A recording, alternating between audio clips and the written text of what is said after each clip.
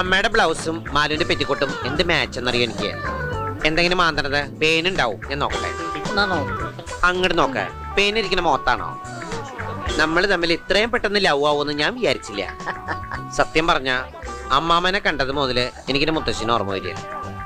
എവിടെ തലയിൽ പേരിന് പോലും ഒരു ഇരില്ല.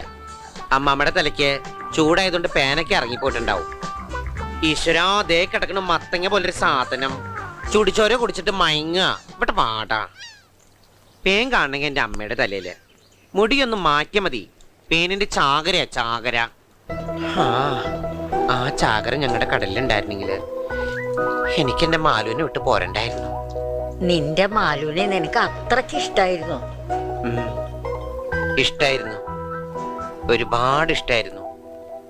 പക്ഷേ ഞാൻ ശാപമാണെന്ന് എല്ലാവരും പറഞ്ഞപ്പോ അവള് പോലും ഒരു വാക്ക് തീർത്ത് പറഞ്ഞില്ല. ഞാൻ കടലിലേക്ക്